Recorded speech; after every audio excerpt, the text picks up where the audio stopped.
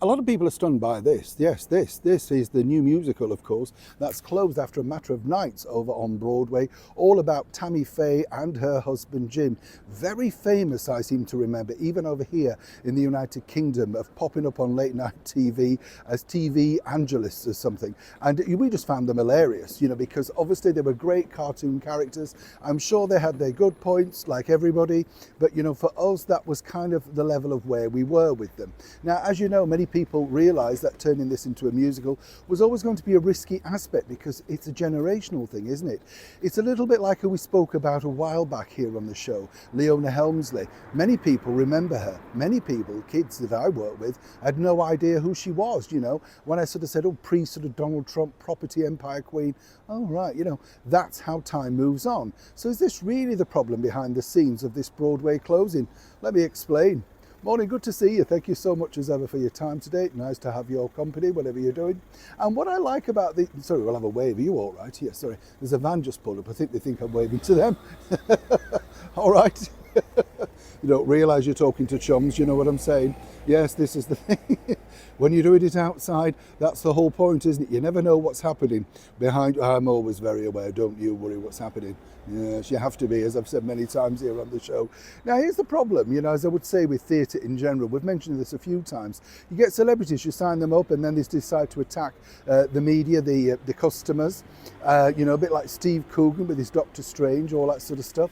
And then, of course, you've got Sir Elton John backing the likes of the Labour Party, just as his core audience have had their winter fuel allowance taken away. So they're not necessarily in tune with the product you're selling. You see, Sir Elton John is the musical provider alongside the Scissor Sisters frontman, Jake Shears. So the combination of this musical on Broadway should have ticked a lot of boxes.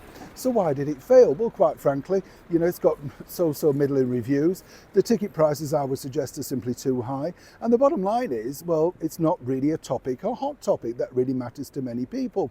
But I'd also would put the blame not just on Sir Elton John being so political, which I believe can have an adverse effect in turning your audience off, but also the PR people.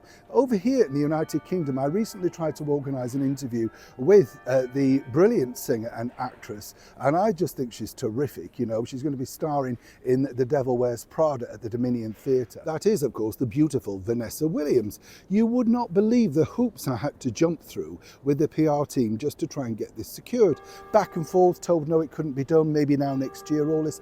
Are you selling a show or aren't you? And suddenly when I got a little bit more, well, what do you want to do? Because we'll pull it. Suddenly now I could go to a TV junket that had never been mentioned before. So you understand how these PR people can rule and ruin a show. And my advice to anybody, including Sir Elton John, Jake Shears, look at the people around you, because normally, most of the time, these public relations people send out an email, and then that's the level you have to chase. Now, in fairness to the PR people, maybe the star or stars are being very difficult to pin down for dates and all that sort of stuff.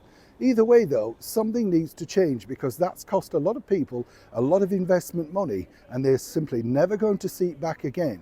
And as I said previously, it might help if you didn't have such a flamboyant frontman like Sir Elton John speaking out so politically, when truly you need the customers with our hard-earned cash to back your latest production.